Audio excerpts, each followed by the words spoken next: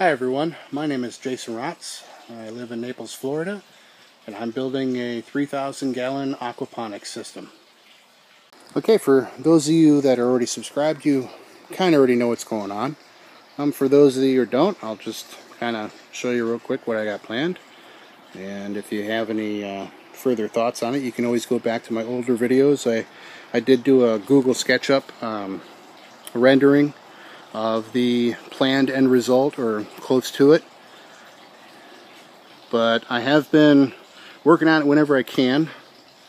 It's just me, single income, and I work, 50-hour weeks, give or take on average. And then when I'm not working for money, I'm out here working for me. So this is where I'm at, with the exception of a little bit of help that I had with moving some of this dirt a month or so ago. I pretty much have done everything by hand. So it's been a long process. But I'm getting there. It's getting really close. So let me get to it. What I'm currently working on now is the drains for all the individual grow beds that'll be in here. So you can see everything's dug up here. I still have to dig up everything in the back. I've just started digging all this stuff. I don't plan on finishing filling everything up until I have everything installed, so I can leak test, make sure everything's got, good, no leaks, and then there's the pump, and then go from there. So as far as what I'm doing design wise, I'm going with 4-inch pipe. 4 inch is good. It'll give me room to play with as far as my flows and stuff later. I do plan on getting a Lowe's, just one of their pool pumps, or I shouldn't say pool pump, it's a pond pump, or a waterfall pump. They got one there, I think it's 5,100 gallons per hour, and when I looked at the specs on it, it looks pretty good. It only bowls maybe like an amp, if that. 1 amp is great, because I do plan on putting this whole system off-grid eventually, so it'll be completely sustainable. And I'm going for efficiency big time on everything. Basically, with the exception of some louvers and these exhaust fans up here, which I hope to rarely use. They're more just kind of an emergency thing. I'll probably have the roll-up sides open more often than not. Right now I just kind of got some rabbit screen in there, but I'm going to do a second layer of insect screening, like the really good stuff, like the aphid stuff, to keep all the little critters out. It'll be going around all the louvers and the fans. I'll be putting it anywhere where, with the exception of doors, where I'll have a point of entry, and try to keep the bad bugs out, which is the whole point of this greenhouse. It's not for overwintering or thermal control or anything like that. It's to keep the bugs out, because I am in Southwest Florida, and if you can imagine some kind of evil 6-legged creature that will destroy your crops, we have them in abundance down here. So 4-inch line, back to that. 4-inch line, what does that offer me? Well, it's pretty cool because, and this is all level as far as plumbing, I got a plumbing level over there, so it all goes just right down the line. There's a kind of a manifold that goes around this whole thing, and if you see, there's 2 barrels right there. There's actually 2 more barrels there. There are 4 55-gallon drums that I've used for sumps. They are interconnected underneath. And there are 2 drains on this end, there's 2 drains in the back. This manifold connects into those 4 drains, and then from there all the individual drains will connect into this manifold. Nothing in here is level. I don't want any sediment collecting in there, so everything's pitched towards these drains, however it ends up in there. But 4-inch line will offer me more control, because whatever pump size I get, it won't ever be enough, unless I get some astronomically huge thing. It won't ever be enough to where it'll, overflow these drains. 4-inch line, that's more than enough. I might only have, you know, a 1 inch or 1 1/4 inch, maybe 1.5 inch tops drain coming out of any of these beds actually feeding down into that thing. So if you saw the barrels, I'll just quickly point back at them. You can see they kind of sit up higher, and the pipe itself actually is probably about 6 to 8 inches lower than those barrels. The reason I did that is because if you look at this one right here, I have that pipe coming up. Well, I plan on doing that. I plan on having these pipes coming up, you know, maybe a foot or two out of the dirt, and then have that 1 inch or 1.5 inch line going down in there. And what that allow me to do is it allow me to keep water in these drains at all times. This is all just assuming it works. I haven't tested any of this stuff yet, except for on a much smaller scale. But it'll allow me to keep a little bit of water in there, so I'll be able to have that 1 inch line partially submerged in that water a little bit. The reason for that is because if you can partially submerge it and you can poke a hole to allow air in on the side, it creates a gravity-fed venturi.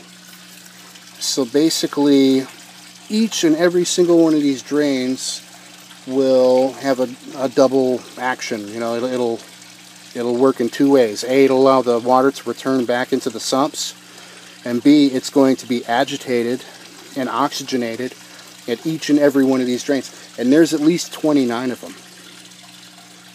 29 individual beds that I plan on having.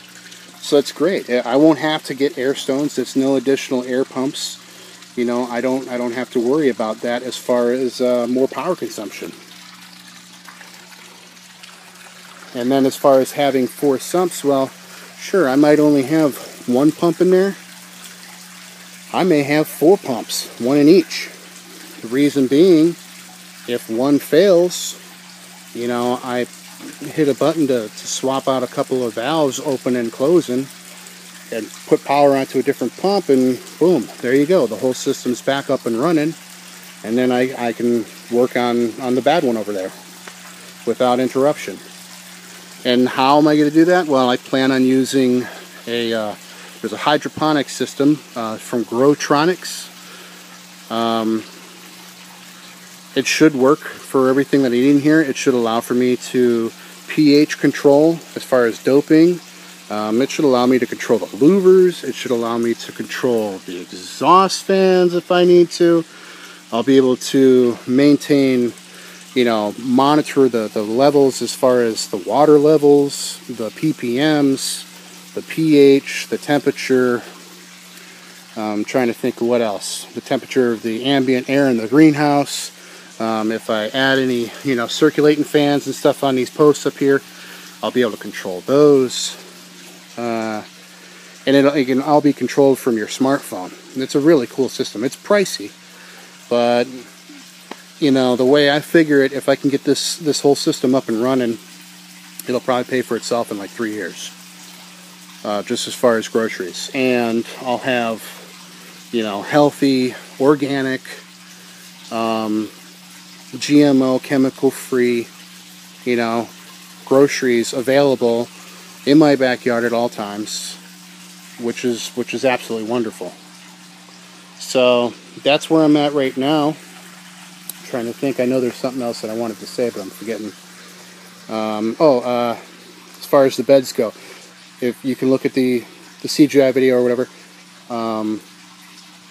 the reason I did it like this, I originally was thinking about just doing the long, you know, beds all the way down.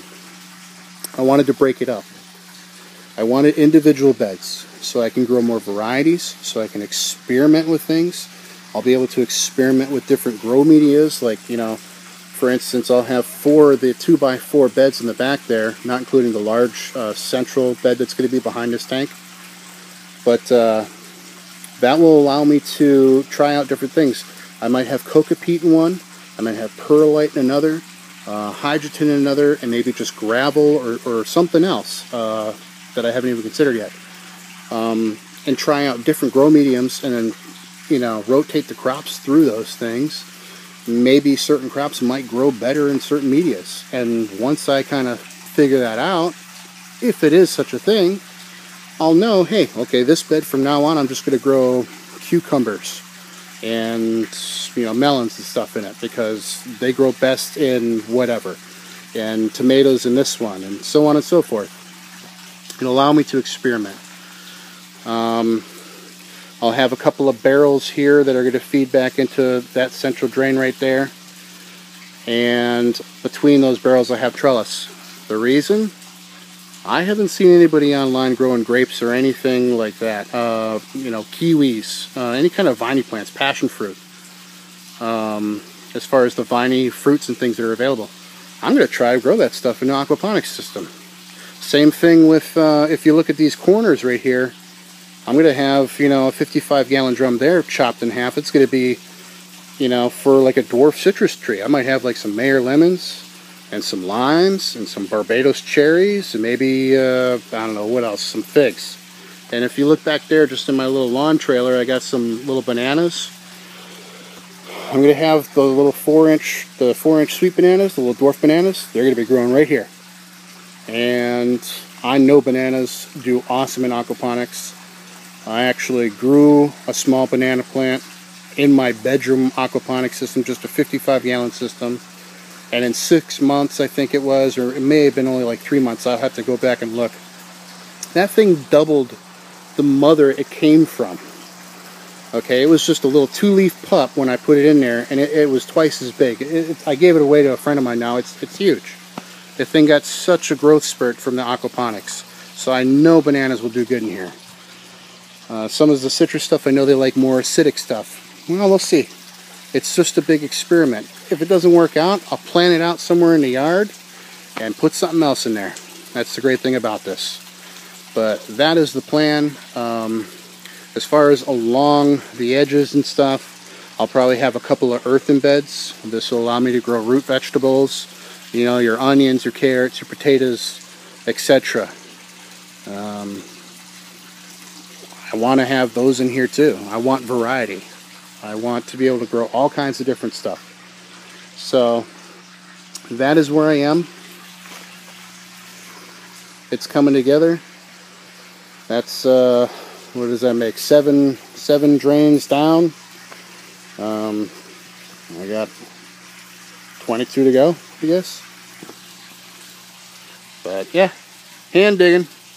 I ain't got no power equipment other than just a little freaking Craftsman lawn tractor. So it takes a while. Had to actually go out and buy a pick the other day. Nope, not that guy. Where'd the big one go? Yeah, the big one's over there. Had to get me a real pick because I actually, all the dirt that's in here, I'll walk outside in a second just to show you. The backyard was much lower, and it held water when we had the rainy season here. So I actually had to bring up the back end of this greenhouse almost about 20 inches, 24 inches. So it's almost about 2 feet higher in the back. It's hard to tell because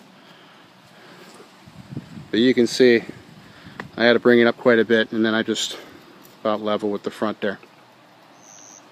That was, I'm trying to think of how much dirt I brought in. I think 12 loads, 17 cubic feet, or cubic yards, I'm sorry, like full dump trucks. That was like 12 loads to do the whole thing. That's gives me about, gives me about a 6-foot buffer along the side and around the back, which will be good. I'll probably have a sitting area out back, and I plan on in the future. I've already talked to the gentleman, my neighbors. They got a bobcat. They helped me bring in a lot more of this other dirt just because it would have taken forever.